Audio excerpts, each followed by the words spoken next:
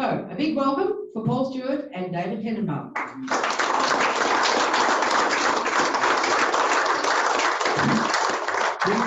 The only reason I got involved with West Papua was because Louise Byrne, anyone's ever met her, she would never let me not work for West Papua. She's the most amazing political activist I've ever met in my life. You know, I'm fully embarrassed that she gets up and says this stuff about me. She goes unacknowledged as one of the great activists of all time. You don't even know embarrassed, Paul, because there's a lot about you. Okay, yeah. That's all right. Before we do start though, can I just say, I also really, this book would never have happened if it wasn't for that guy sitting there, Peter Wilson, who is one of my oldest mates in the world. He's a journo for the Oz. Ah, yes. And he, during COVID, you know, I was sitting at home, but we spent 3 months Zooming, twice a day Zooming each other. And I gave him this big fat cow and he cut it into little beautiful sausages. So thank you very much, Peter Wilson. A round of applause to him. It's a great blurb by Peter on the back cover as well. So that gives you a great synopsis of what the book is all about. But look, let me say what an honour it is to be invited to participate in this event. You know, the West Papuan launch for Paulie's book. I also pay my respects to the traditional landowners, the Wurundjeri, the Kulin Nation, who was past, present, and emerging. Also want to acknowledge Jacob Rumbiak, who's dedicated his life to the independence of West Papua. Survived 10 years in Indonesian jails, several bullet wounds, and many common winters. And also acknowledge Louise, as you have all, who's you know, tireless work, dedication to the cause knows no bounds. I've been in book publishing for the best part of 3 decades, and what keeps me interested is that every book is a window into another world, and Paulie opens the window very wide and allows us into his extraordinary life. When I first received the manuscript, I thought, oh, another memoir from an aging rock star, you know, but I read it, and there's a little bit of that in there, but I read it, and you know, and I was laughing out loud, I was shedding tears, and by the end of the book, I was believing in miracles. And as you heard, Tony, Paulie's brother, was murdered by the Indonesian military in Timor in 1975. And one of the main themes of the book is that Paulie harnesses that rage to become a punk rocker. But through the book, you learn that he remains a punk rocker, but he becomes a punk rocker activist. And Paulie, perhaps just take us down the road a little bit, how you first, or maybe your first gig, and how that led into the sort of life. Well, first up, I'd like to say, but I want to thank Dave from the bottom of my heart, because when Peter and I finished the script, I sent it to all the different publishing companies, and the first reply I got back was, listen, mate, we're not interested. No one cares about this team or West Papua. And I went, oh, I think I might have read about the wrong thing here. But this guy took it on board, has been an amazing supporter, and give him a round of applause, please. I suppose the activism always started, well, when you name yourself after one of you know, Australia's most notorious trade unions, who have got a bit of a political history, it just seemed a natural flowing for us to you know, become a bit of a political act, the painters and dockers. And not only did we play for the MUA in the day, but we also we used to play on building sites here in the city. And there was a couple of years there when instead of getting a barrel and a stripper, you got a barrel of the painters and dockers, you know, and that teaches you how to play, because if you're going on instead of a stripper, the guys want you to be entertaining. So we had to sort of learn that, but it just sort of seemed to progress, and, you know, meeting, you know, people like Kevin Bracken and Max Ward from the MUA, you know, seeing their politics, so that had a big effect on me, and the activism just sort of rolled into it. And sure, I always had a thing about East Timor because my brother was killed up there, but I honestly have to say that it wasn't until I met, Gil Santos and Teresa Santos here that, they became my mates, and I sort of, that's why I got involved, because they were my friends, and I could never believe them, the way they would say, one day East Timor is going to be independent. And I think these crew are crazy. That's never going to happen, ever, but they just persisted, and East Timor's, all these years I've been bloody playing for a free East Timor. We've still got a bloody English queen, in this country. It pisses me off, when are we going to be ended? But anyhow, also, with the West Papua and stuff, I'll need to get, because I worked at the Herald Sun as a music journalist as well, and I met this guy, 50 Cent, the big rapper, and he was telling me, and he wrote the press conference, oh, wow, 50 Cent, you're so heavy. He said, oh, you're not twins on my body. And then a couple of weeks later, I was with Louise and Jacob, and I told him that story, and Jacob said, oh, I've got 4. And I went, what? And he said, yeah, I've got 4 bullet wounds, And I said, well, how did that happen? He said, well, I had to sleep down this creek all night, and the Indonesians were stepping over me, and then I heard his story, and he's, if I've gone further into West Papua, it's because Jacob is such a lovely, wonderful fellow that just sort of inspired me to help out, So, yeah. Yeah, I love the exchanges between you and Gil in the book. Gil is quoted as saying, Paul is very passionate, he has a lot of heart for Timor. Whenever I asked him to do something for Timor, he never asked why. He really trusted me. We shared the same grief. We still didn't know where my father was buried. He was killed in 1975, and most of my uncles also. That's the ultimate price you pay for freedom. And then a few lines of you in the book, if I could just mention those. Gil is no doubt one of the best known Timorese musicians in the world. Over the years, I've seen so many people seek his help. He never says no. In rock and roll, there are so many who make promises and you never hear back from them. People think popular music these days is all about chart position and marketing your T-shirts. But Gil showed me there is still a part of that remains revolutionary and life-changing. I guess you've sort of learned the power of song as well through your association. Well, once again, I have to say, it was Gil who taught me that. And Gil said to me one, Paul, you seem to be taking all this anger out on yourself.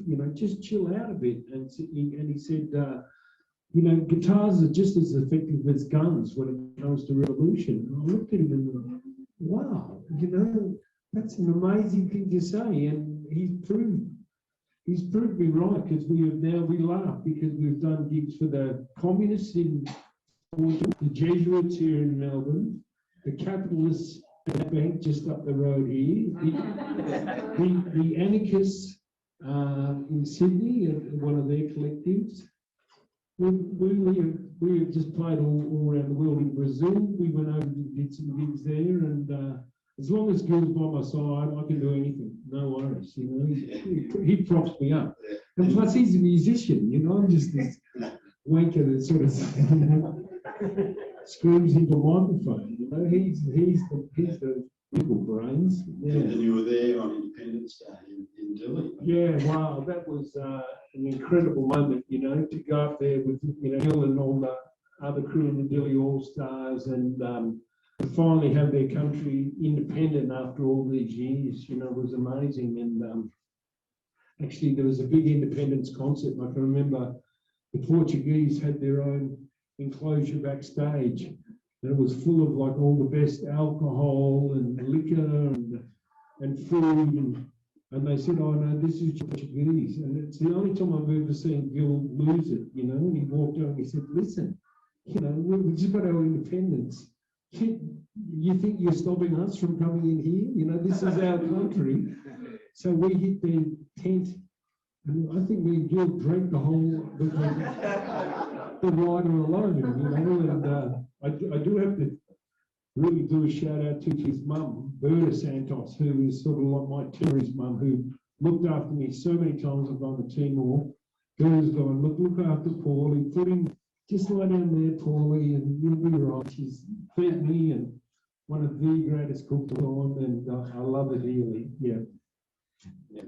So, Paul, you seem to have had just about as many lives as Jacob, and you've been given your last rites in hospital before you were. A liver was found to. Well, people look at me and go, "That's bullshit, Paulie." But listen, I was in the hospital to come and said, "See you later, alligator. You know, you're out of here."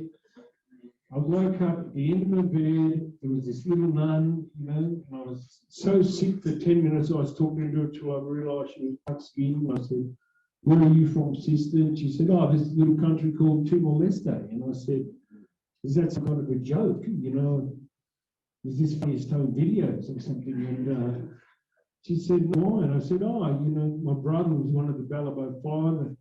And I played a baddie," and she said, "Not the Delhi All-Stars." And I said, "Yeah." And she said, "Oh, you guys got some food up to near my village once. Well, you know, why are you actually here?" And I said, "Well, look, I need a new liver, but they've told me there's no way that I'm going to get one in time, or they can't find a match, you know." And she said, this little man went, "Oh, okay." And I thought, gee, it's a bit, you know, late to be drinking the alcohol, sister. You know? But I thought she was running and drinking the oxygen, you know. I thought, this little nun's off a rocker, you know. And I said, "What do you mean?" And she said, "Well, I've got sisters in Timor, I'll ring them and we'll pray to the big fella, but if we get one, you've got to look after the kids up there. Is that a deal?" And I sort of went, "Oh, yeah, okay," you know, never thinking anything further of it. And next morning, after waiting 18 months, this doctor comes running going, "Unbelievable, Paulie, perfect match for your liver has just came in." And, you know, I think it was 12 people worked for 22 hours putting it in. I can't even tell you what they did, you know, but I was awake, and then 3 days later, you know, they're sending me home from the Austin, which was unbelievable. Yeah. And then you visited Timor again, and you made good of that promise. Well, we went up there to make the Ballabo movie. Gil and I were hired as sort of musical consultants, which meant I hit the bar a lot, and Gil actually advised on musical consultancy, you know. But yeah, but before we left, our mate here in Melbourne, a guy called Abel Gutierrez, you might know, he said, "Oh, Paulie, there's this little group of nuns up there, got nothing, just jump in and say good day to them, will you? Up to the lowest of the low." And I can remember there was a teacher at school that used to describe me as the lowest of the low. So I thought, "Oh, they're my people," you know. So me and Gil went and met these little nuns, and yeah, there was 5 nuns on one motor. Setting up doing a campaign, and Australians being the great loving people they are, we raised $80,000 to buy them a new, you know, transit van to help them get around all these up there. So yeah, and that's just gone on and on and on. The reason I'm a bit tired today and buggered is just that the 2 nuns in town, I can't keep up with them. No, I'm not joking. They're up at 4:30, like, "You right, Paulie?" And I'm like, "Sister, go back to bed. You know, go and pray for me for a few hours." "No, come on, we're up." "Oh." You always talk about them as being the real punks. Oh, they are. They don't muck around, and I love the way they sort of, you know, it's the sisters who sisters do, not men, you know, and pretty remarkable. And they don't do possessions or for, you know, making money or buying big cars or houses and stuff. Yeah. Yeah, so your activism in for East Timor has continued with the West Papua movement. There's obviously parallels to be drawn, both you know, European colonial powers and Indonesian military occupation. So what sort of lessons have you learned along the way? Well, the main lessons, you know, I would say to the West Papuans is, like what Teresa and you taught me, like never give up, and you think something's impossible, and it happens, and I can remember meeting Jose Ramos Horta at Louise's place, and he was on the couch, and he was this funny little guy with a bow tie and this broken down suitcase. I said, "Who are you, mate?" He said, "Oh, I'm East Timor's foreign minister, and one day we're going to be an independent country." And I thought, this guy's is nutty, there's no way that is going to happen.